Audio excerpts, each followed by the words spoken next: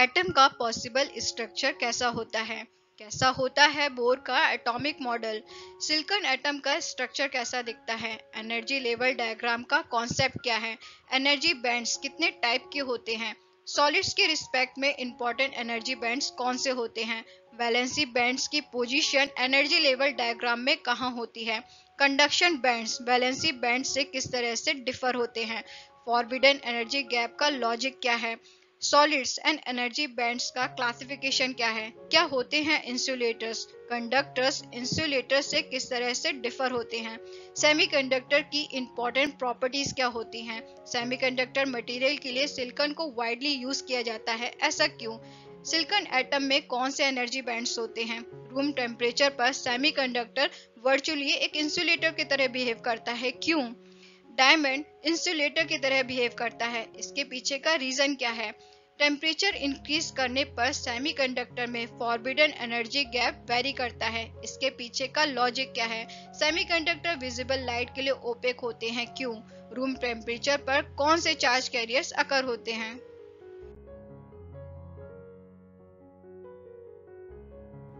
नमस्कार, स्वागत है आप सभी का वर्सेटाइल इलेक्ट्रॉनिक साइंस के इस YouTube चैनल पर। आज के इस वीडियो में हम एटॉमिक स्ट्रक्चर टॉपिक से रिलेटेड 20 फंडामेंटल फैक्ट्स को अंडरस्टैंड करेंगे। तो चलिए शुरू करते हैं आज का video. First fundamental fact, atom का पॉसिबल स्ट्रक्चर कैसा होता है?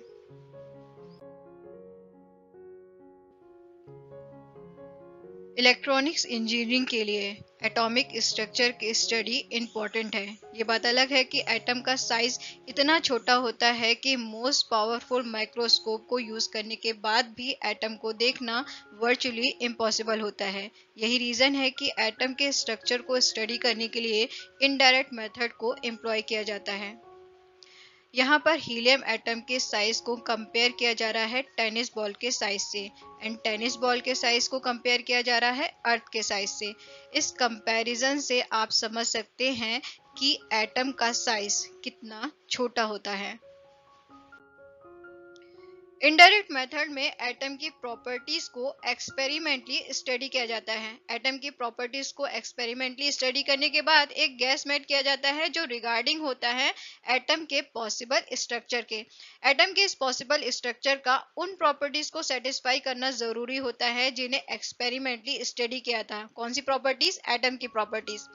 वेरियस साइंटिस्ट ने एटम के स्ट्रक्चर के रिगार्डिंग डिफरेंट थ्योरीज दी हैं, लेकिन इलेक्ट्रॉनिक्स की अंडरस्टैंडिंग के पर्पज से बोर एटॉमिक मॉडल की जो स्टडी है वो एडिक्वेट है। ये बात अलग है कि जो बोर एटॉमिक मॉडल है वो जब से बना है तब से उसमें न्यूमरस रिफाइनमेंट किए गए हैं, लेकिन अभी भी हमारा भरोसा है उन लॉज पे जिन्हें बोर ने अप्लाई किया था एटॉमिक वर्ल्ड में।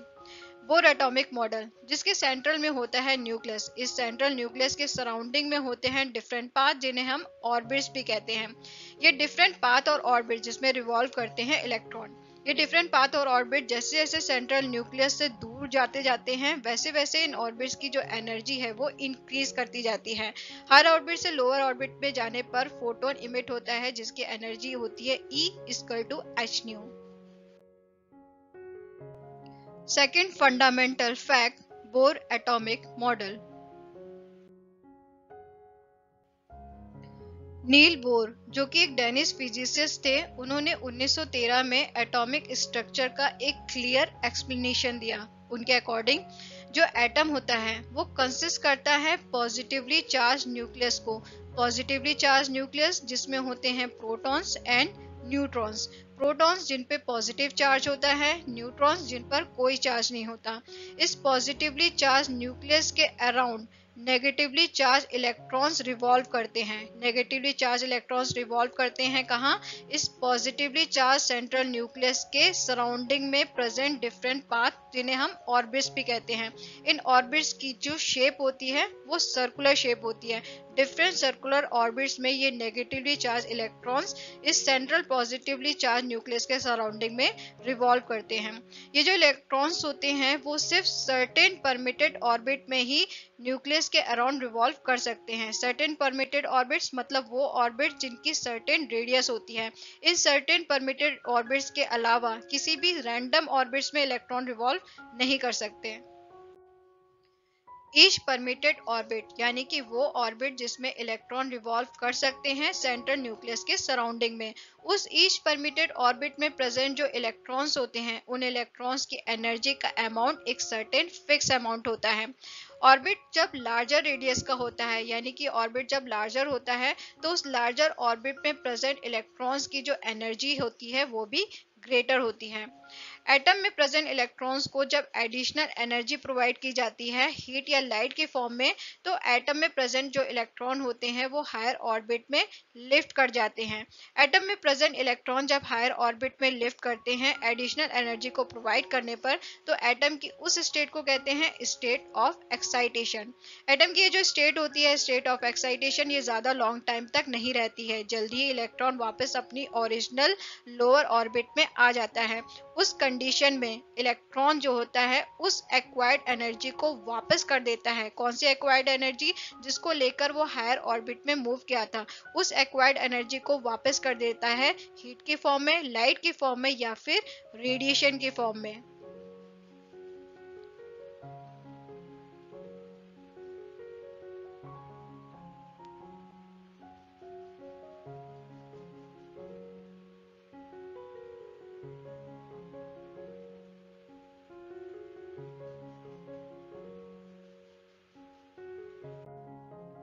ईच ऑर्बिट से एसोसिएटेड जो एनर्जी होती है उस एसोसिएटेड एनर्जी का जो अमाउंट होता है वो फिक्स अमाउंट होता है। इलेक्ट्रॉन जब फर्स्ट ऑर्बिट से लिफ्ट करता है सेकेंड ऑर्बिट में तो राइट अमाउंट ऑफ एनर्जी को सप्लाई करना जरूरी होता है। वहीं दूसरी तरफ जब इलेक्ट्रॉन जंप करता है सेकेंड ऑर्बिट से फर्स्ट ऑर्बिट में तो ये एक्वायर्ड एनर्जी को वापस कर देता है किस फॉर्म में? इलेक्ट्रोमैग्नेटिक रेडिएशन की फॉर्म में। सेंट्रल न्यूक्लियस जिस पे पॉजिटिव चार्ज होता है, इस पॉजिटिव चार्ज सेंट्रल न्यूक्लियस के सराउंडिंग में है डिफरेंट ऑर्बिट्स जिनकी एसोसिएटेड डिफरेंट एनर्जी होती है। ये डिफरेंट ऑर्बिट्स की एसोसिएटेड डिफरेंट एनर्जी लेवल्स को क्रिएट करती है। इलेक्ट्रॉन जब फर्स्ट ऑर्बिट से फोर्थ ऑर्बिट में जाता है या फिर सेकेंड ऑर्बिट से फिफ्थ ऑर्बिट में जाता है या फिर थर्ड ऑर्बिट से सिक्स ऑर्बिट में जाता है तो यहाँ पर एनर्जी का एब्सॉर्प्शन होता है। वहीं दूसरी तरफ अगर इलेक्ट्रॉन फोर्थ ऑर्बिट से फर्स्ट ऑर्बिट में जाता है या फिर फिफ्थ ऑर्बिट से सेकेंड ऑर्बिट में जाता है या फिर सिक्स ऑर्बिट से सेकेंड ऑर्बिट में जाता है तो यहाँ पे एनर्जी का इमिशन हो रहा है। इस केस में इलेक्ट्रॉन लोअर ऑर्बिट से हायर ऑर्बिट में मूव कर रहे हैं, इस केस में इलेक्ट्रॉन हायर ऑर्बिट से लोअर ऑर्बिट में मूव कर रहे हैं। Third fundamental fact, silicon atom का स्ट्रक्चर कैसा दिखता है? सिलिकॉन एटम में टोटल 14 इलेक्ट्रॉन्स होते हैं। इन 14 इलेक्ट्रॉन्स में से 2 इलेक्ट्रॉन्स होते हैं फर्स्ट ऑर्बिट में, 8 इलेक्ट्रॉन्स होते हैं सेकेंड ऑर्बिट में एंड 4 इलेक्ट्रॉन्स होते हैं थर्ड ऑर्बिट में। In first second third orbits को KLM ऑर्बिट्स भी कहते हैं। ये जो इलेक्ट्रॉन्स होते हैं ये सिर्फ परमिटेड ऑर्बिट में ही रिवॉल्व कर सकते हैं। परमिटेड ऑर्बिट यानी कि वो ऑर्बिट्स जिनकी रेडियस होती है R1, R2 एंड R3, यानी कि इस R1, R2, R3 रेडियस के अलावा अगर कोई रेडियस का ऑर्बिट होता है तो उस ऑर्बिट में इलेक्ट्रॉन रिवॉल्व नहीं कर सकते, यानी कि किसी भी आर्बिट्री ऑर्बिट में इलेक्ट्रॉन रिवॉल्व नहीं कर सकते। मींस अगर R1 एंड R2 के बीच वाला रेडियस का अगर कोई ऑर्बिट है या फिर R2 एंड R3 की रेडियस के बीच वाले रेडियस का कोई ऑर्बिट है तो उन ऑर्बिट्स में इलेक्ट्रॉन्स का मूवमेंट फॉरबिडन होता है, यानी कि उन ऑर्बिट्स में इलेक्ट्रॉन मूव नहीं कर सकते। फर्स्ट ऑर्बिट में आते हैं 2 इलेक्ट्रॉन्स, सेकेंड ऑर्बिट में 8 इलेक्ट्रॉन्स एंड थर्ड ऑर्बिट्स में होते हैं 4 इलेक्ट्रॉन्स। इन ऑर्बिट्स के बीच के ऑर्बिट्स में इलेक्ट्रॉन्स का मूवमेंट फॉरबिडन होता है। Fourth fundamental fact, energy level diagram का कॉन्सेप्ट क्या है? एटम के डिफरेंट ऑर्बिट्स की एनर्जी को रिप्रेजेंट करने का एक कन्वीनियंट वे है एनर्जी लेवल डायग्राम, यानी कि एनर्जी लेवल डायग्राम को यूज करके एटम के डिफरेंट ऑर्बिट्स की एनर्जी को इजीली रिप्रेजेंट किया जा सकता है। फर्स्ट ऑर्बिट रिप्रेजेंट करता है फर्स्ट एनर्जी लेवल को, सेकंड ऑर्बिट इंडिकेट करता है सेकंड एनर्जी लेवल को एंड सो ऑन। इलेक्ट्रॉन के ऑर्बिट जितना ज्यादा लार्जर होता है उसकी एनर्जी भी उतनी ज्यादा ग्रेटर होती है और उतना ही हायर होता है उसका एनर्जी लेवल।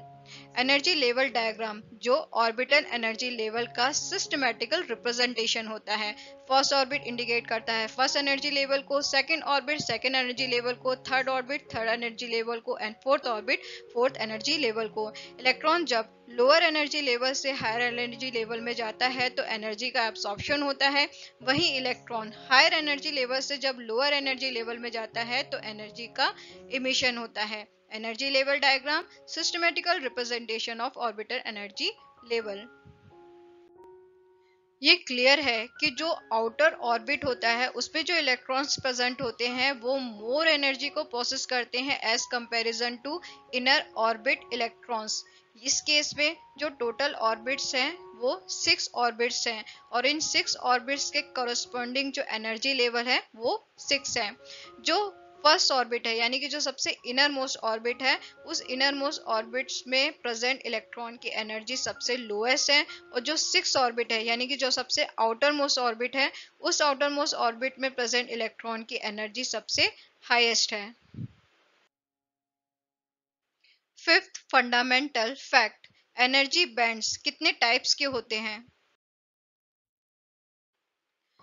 अगर एटम सिंगल है एंड आइसोलेटेड है तो सिंगल आइसोलेटेड एटम के केस में किसी भी ऑर्बिट में जो इलेक्ट्रॉन्स प्रेजेंट होते हैं वो डेफिनेट एनर्जी को प्रोसेस करते हैं। वहीं दूसरी तरफ अगर एटम सॉलिड में है यानी कि इस केस में एटम सिंगल आइसोलेटेड एटम नहीं है। क्यों?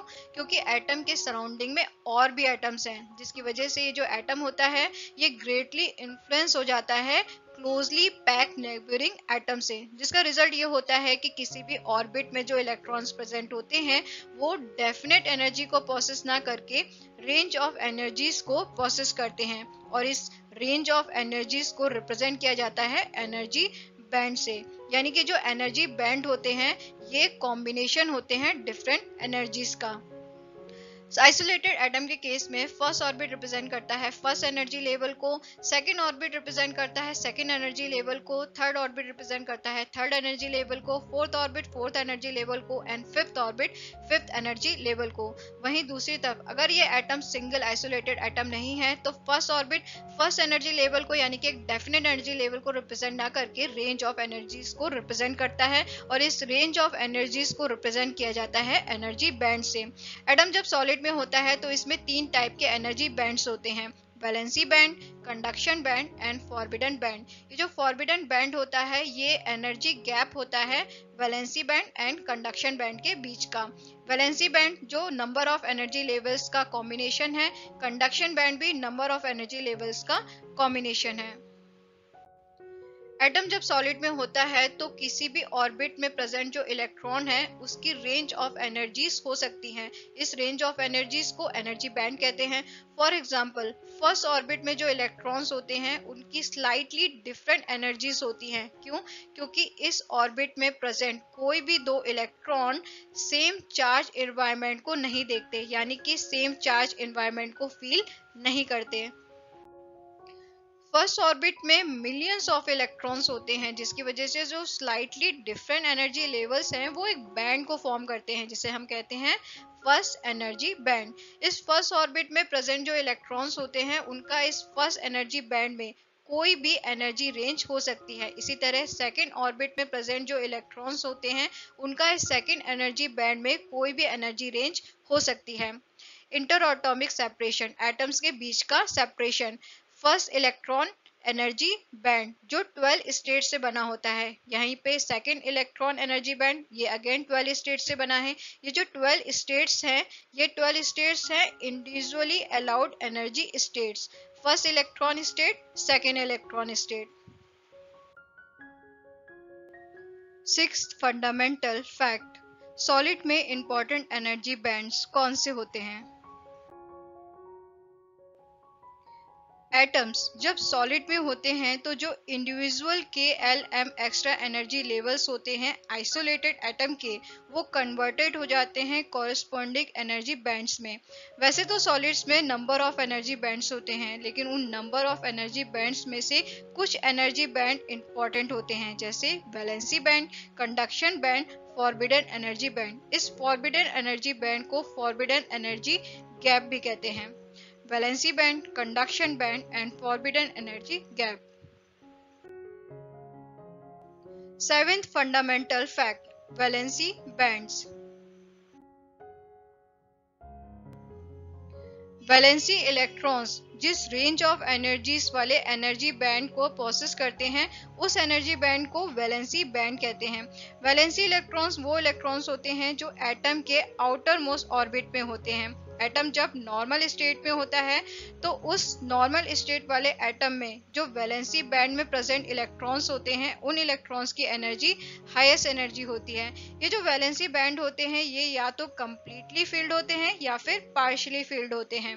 वैलेंसी बैंड या तो फुली और पार्शियली फील्ड होते हैं। कंडक्शन बैंड इम्पिटी या फिर पार्शियली फील्ड होते हैं।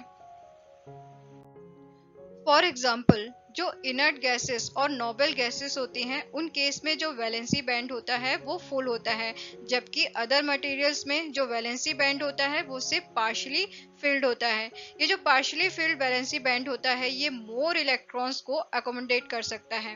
वैलेंसी बैंड फिल्ड है कंप्लीटली, कंडक्शन बैंड इम्पिटी है completely.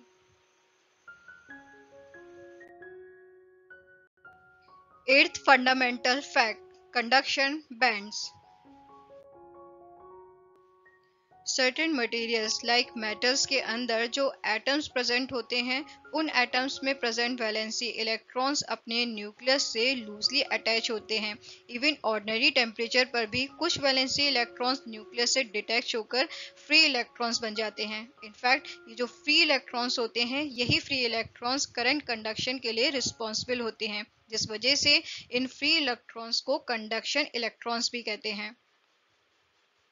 Free electrons, metal atom. Conduction band electrons यानी कि फ्री इलेक्ट्रॉन्स जिस रेंज ऑफ एनर्जीज वाले एनर्जी बैंड को प्रोसेस करते हैं, उस एनर्जी बैंड को कंडक्शन बैंड कहते हैं।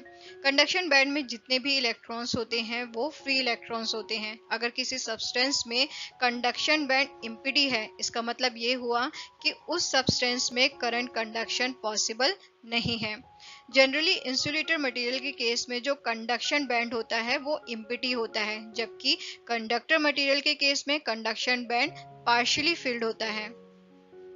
इंसुलेटर में वैलेंसी बैंड कंप्लीटली फिल्ड होता है, जबकि कंडक्शन बैंड कंप्लीटली इम्पिटी होता है। सेमीकंडक्टर मटेरियल के केस में वैलेंसी बैंड और कंडक्शन बैंड ये दोनों पार्शियली फिल्ड होते हैं, जबकि कंडक्टर के केस में conduction band and valency band overlap करते हैं।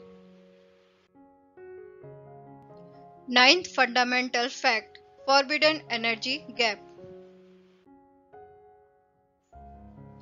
एनर्जी लेवल डायग्राम में conduction band and valency band के बीच का जो सेपरेशन होता है, उस सेपरेशन को कहते हैं फॉरबिडन एनर्जी गैप।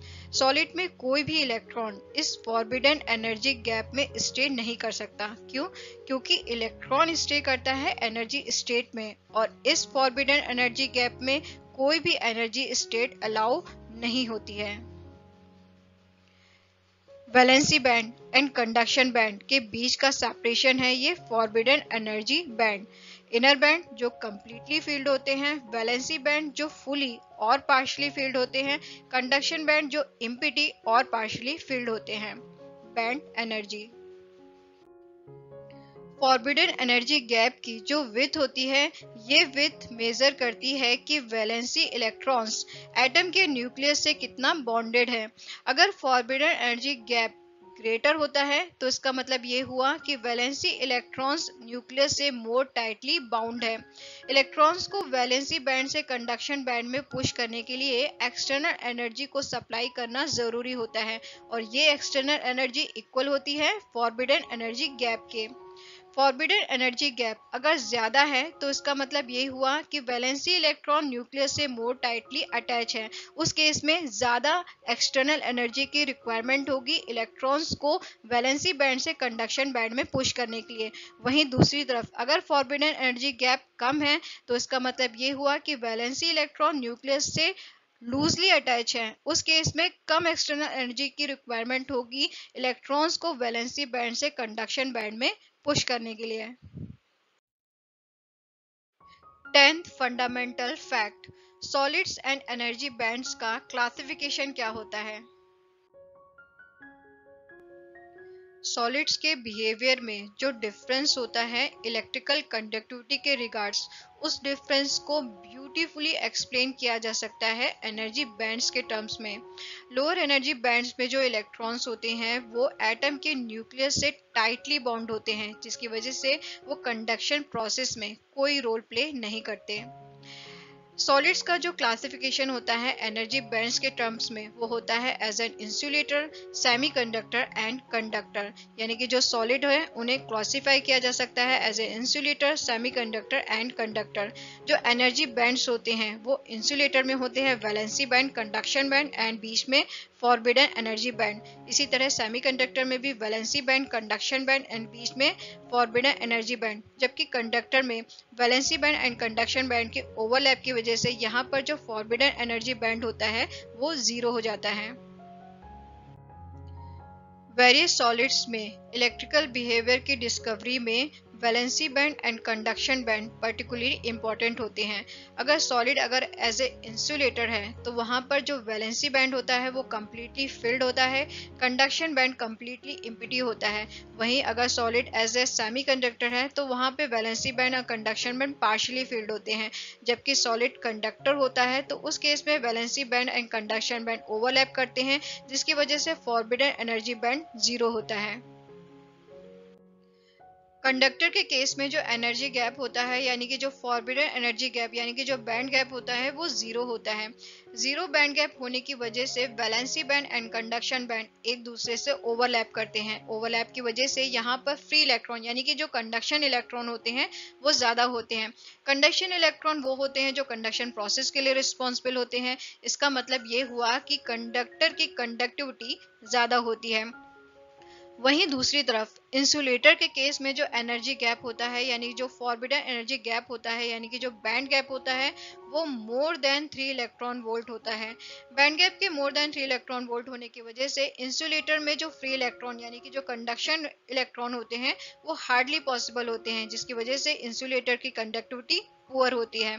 वहीं सेमीकंडक्टर केस में जो एनर्जी गैप यानी कि जो फॉरबिडन एनर्जी गैप होता है यानी कि जो बैंड गैप होता है वो लेस देन 3 इलेक्ट्रॉन वोल्ट होता है।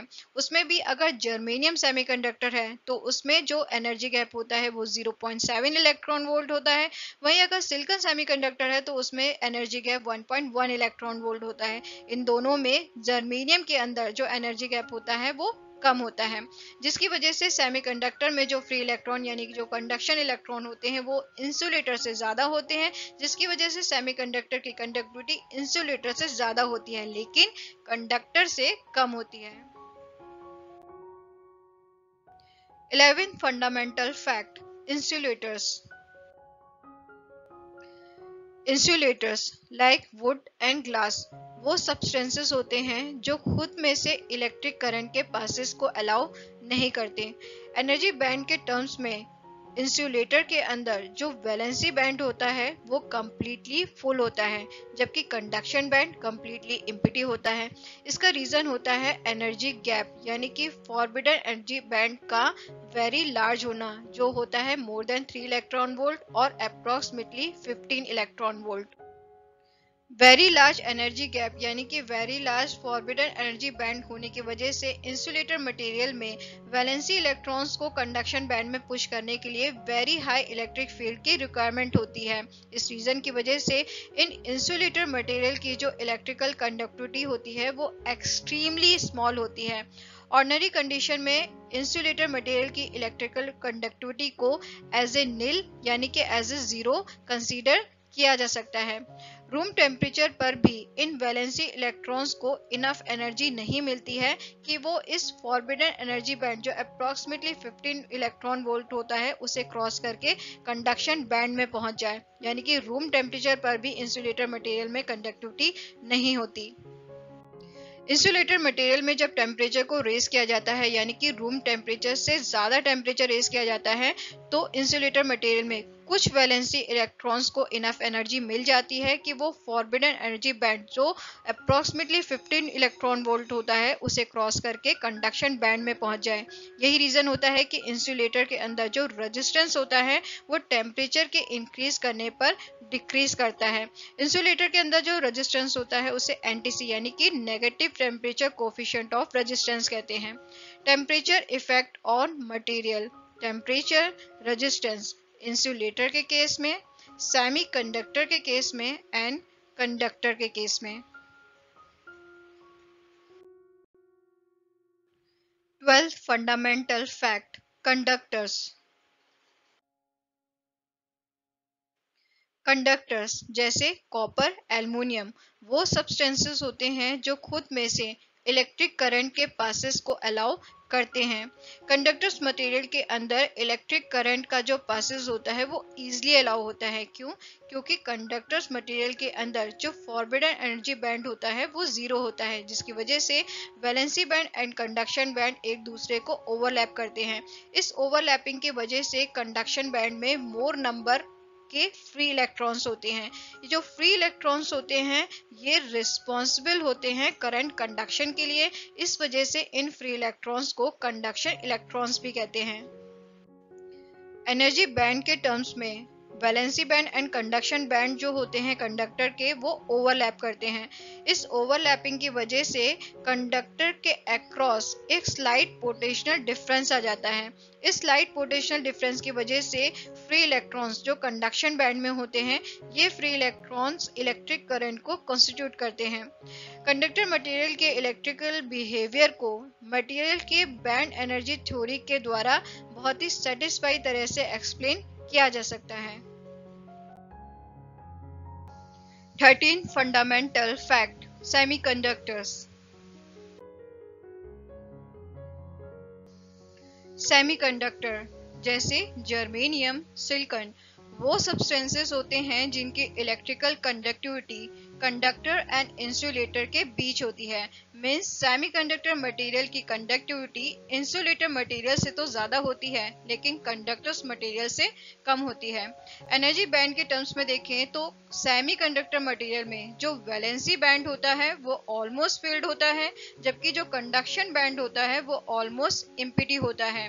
जो एनर्जी गैप होता है यानी कि जो फॉरबिडन एनर्जी बैंड गैप होता है valency band and conduction band के बीच का वो वेरी स्मॉल होता है। वेरी स्मॉल कितना? Approximately 1 electron volt. Semiconductor material में जो एनर्जी गैप होता है यानी कि जो फॉरबिडन एनर्जी बैंड गैप होता है valency band and conduction band के बीच का वो वेरी स्मॉल होता है। कितना? अप्रोक्सीमेटली 1 इलेक्ट्रॉन वोल्ट, जिसकी वजह से सेमीकंडक्टर मटेरियल में स्मॉलर इलेक्ट्रिक फील्ड की रिक्वायरमेंट होती है वैलेंसी इलेक्ट्रॉन्स को वैलेंसी बैंड से कंडक्शन बैंड में पुश करने के लिए। यहाँ पे स्मॉलर इलेक्ट्रिक फील्ड से मतलब है कि ये स्मॉलर इंसुलेटर्स के कंपैरिजन में होता है लेकिन कंडक्टर्स के कंपैरिजन में ग्रेटर होता है। लो टेम्परेचर पे जो वैलेंसी बैंड होता है सेमीकंडक्टर मटेरियल में वो कंप्लीटली फुल होता है, जबकि जो कंडक्शन बैंड होता है वो कंप्लीटली एम्प्टी होता है, जिसकी वजह से लो टेम्परेचर पर सेमीकंडक्टर मटेरियल वर्चुअली एक इंसुलेटर की तरह बिहेव करता है।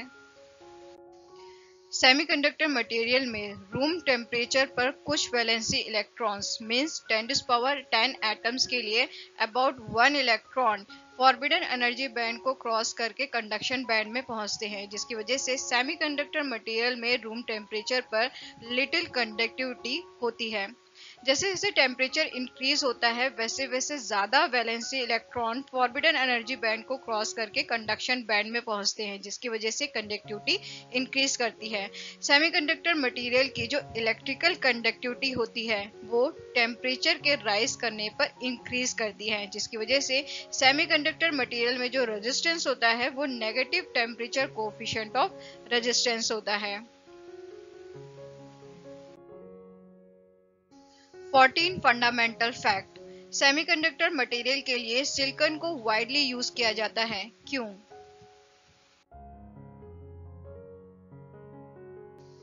इलेक्ट्रॉनिक इंडस्ट्री के स्टार्टिंग पीरियड में यानी कि वो पीरियड जो उसका बेबीहुड पीरियड था उस टाइम पर सेमीकंडक्टर डिवाइसेस को मैन्युफैक्चर करने के लिए जर्मेनियम एंड सिलिकॉन दोनों टाइप के सेमीकंडक्टर मटेरियल को यूज किया जाता था, लेकिन जैसे जैसे इलेक्ट्रॉनिक फील्ड एडवांस हुआ, ये रियलाइज हुआ कि जो सिलिकॉन सेमीकंडक्टर मटेरियल होता है वो जर्मेनियम सेमीकंडक्टर मटेरियल से ज्यादा सुपीरियर होता है मैनी रिस्पेक्ट्स में, जिसकी वजह से जो सिलिकॉन होता है वो most widely use semiconductor material है। Germanium and silicon semiconductor material में प्रेजेंट एटम्स के एटॉमिक स्ट्रक्चर को देखें तो जर्मेनियम के केस में जो एटम होता है उसके वैलेंसी इलेक्ट्रॉन्स फोर्थ ऑर्बिट में होते हैं, जबकि सिलिकॉन के केस में प्रेजेंट एटम के वैलेंसी इलेक्ट्रॉन्स थर्ड ऑर्बिट में होते हैं। मींस जर्मेनियम के कंपैरिजन में न्यूक्लियस से ज्यादा क्लोजर होते हैं, जिसकी वजह से जर्मेनियम के जो वैलेंसी इलेक्ट्रॉन्स होते हैं वो हायर एनर्जी लेवल पर होते हैं एज कंपैरिजन टू सिलिकॉन के वैलेंसी इलेक्ट्रॉन्स, जिसकी वजह से जर्मेनियम के केस में वैलेंसी इलेक्ट्रॉन्स को स्मॉल अमाउंट के एडिशनल एनर्जी की रिक्वायरमेंट होती है एटम से एस्केप करने की टू बिकम फ्री इलेक्ट्रॉन्स। ये जो जर्मेनियम की प्रॉपर्टी होती है, जर्मेनियम की ये प्रॉपर्टी जर्मेनियम को हाई टेम्परेचर पर अनस्टेबल बनाती है। यही रीजन होता है कि जो सिलिकॉन सेमीकंडक्टर मटेरियल होता है वो वाइडली यूज सेमीकंडक्टर मटेरियल है। सिलिकॉन के केस में जो वैलेंसी इलेक्ट्रॉन्स होते हैं वो थर्ड ऑर्बिट में होते हैं, जबकि जर्मेनियम के केस में वैलेंसी इलेक्ट्रॉन्स फोर्थ ऑर्बिट में होते हैं, जिसकी वजह से जर्मेनियम हाई टेम्परेचर पर अनस्टेबल हो जाता है as comparison to silicon semiconductor material, जिसकी वजह से silicon semiconductor material widely use semiconductor material है। 15 फंडामेंटल फैक्ट, सिलिकॉन एटम में एनर्जी बैंड्स कौन से होते हैं? सिलिकॉन सेमीकंडक्टर मटेरियल में प्रेजेंट एटम का जो एटॉमिक नंबर होता है वो 14 होता है। इसका मतलब ये हुआ कि 14 इलेक्ट्रॉन्स 3 ऑर्बिट्स में डिस्ट्रीब्यूट होते हैं। इन ऑर्बिट्स को पाथ और सेल भी कहते हैं। जो के सेल होता है वो सिलिकॉन सेमीकंडक्टर मटेरियल के एटम का इनर मोस्ट सेल होता है, जिसमें होते हैं 2 इलेक्ट्रॉन्स, एल सेल जिसमें होते हैं 8 इलेक्ट्रॉन्स एंड एम सेल जिसमें होते हैं 4 इलेक्ट्रॉन्स। ये जो एम सेल होता है वो सिलिकॉन सेमीकंडक्टर मटेरियल के एटम का सबसे आउटर मोस्ट सेल होता है, जिसकी वजह से हम इसे वैलेंसी सेल कहते हैं। और इस वैलेंसी सेल में प्रेजेंट जो इलेक्ट्रॉन्स होते हैं उन्हें हम वैलेंसी इलेक्ट्रॉन्स कहते हैं। इसका मतलब ये हुआ कि सिलिकॉन सेमीकंडक्टर मटेरियल के एटम में 4 वैलेंसी इलेक्ट्रॉन्स होते हैं। ईच एनर्जी लेवल यानी कि बैंड एसोसिएट होता है सर्टेन अमाउंट के एनर्जी से, और ये जो एनर्जी बैंड होता है ये एडजेसेंट बैंड से सेपरेटेड होता है बाय एनर्जी गैप। कोई भी इलेक्ट्रॉन्स इस एनर्जी गैप में अकर या एक्सेस नहीं कर सकता। लोअर ऑर्बिट से हायर ऑर्बिट में इलेक्ट्रॉन को जंप कराने के लिए एक्सटर्नल एनर्जी को लाइक हीट को सप्लाई करना जरूरी होता है। ये जो एक्सटर्नल एनर्जी होती है ये इक्वल होती है उस एनर्जी डिफरेंस के जो lower orbit and higher orbit के बीच का होता है।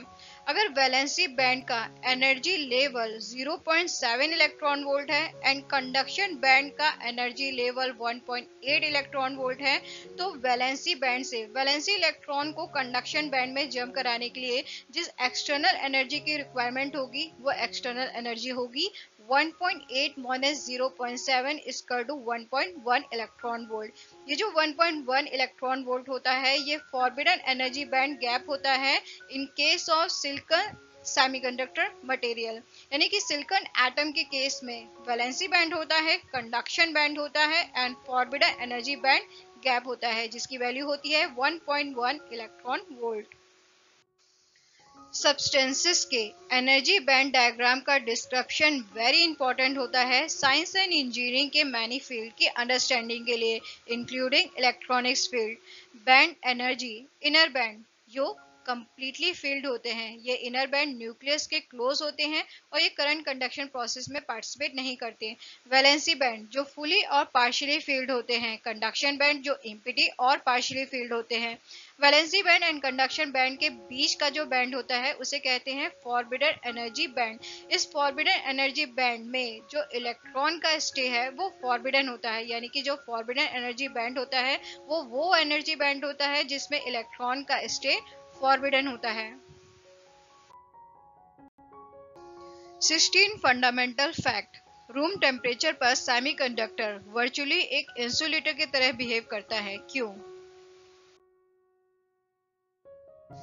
सेमीकंडक्टर जब रूम टेम्परेचर पर होता है तो सेमीकंडक्टर मटेरियल के एटम के जितने भी वैलेंसी इलेक्ट्रॉन्स होते हैं, ऑलमोस्ट ऑल वैलेंसी इलेक्ट्रॉन्स जो वैलेंसी बैंड में प्रेजेंट होते हैं, ये almost all valency electrons covalent bond के फॉर्मेशन में इंगेज होते हैं, जिसकी वजह से सेमीकंडक्टर मटेरियल में practically very few free electrons होते हैं। फ्री इलेक्ट्रॉन्स जो करंट कंडक्शन के लिए रिस्पॉन्सिबल होते हैं।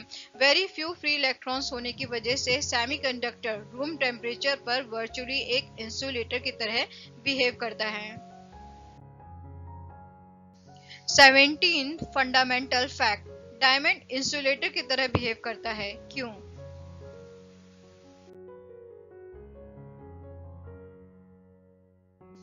डायमंड के केस में जब हम एटम का एनर्जी लेवल डायग्राम बनाते हैं तो उस एनर्जी लेवल डायग्राम में valency band and conduction band के बीच का जो फॉरबिडन एनर्जी गैप होता है ये बहुत ज्यादा लार्ज होता है, approximately 6 electron volt.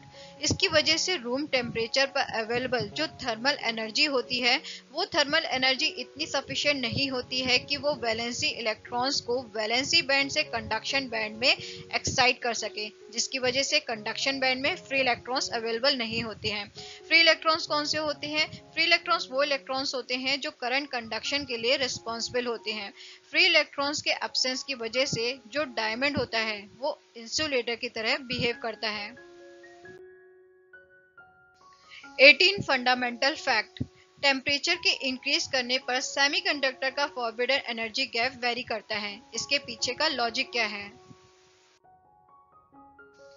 Semiconductor material के केस में जब हम एटम का एनर्जी बैंड डायग्राम बनाते हैं तो उस एनर्जी बैंड डायग्राम में फॉरबिडन एनर्जी बैंड गैप की वैल्यू टेम्परेचर के इंक्रीज करने पर डिक्रीज करती है। ऐसा क्यों होता है?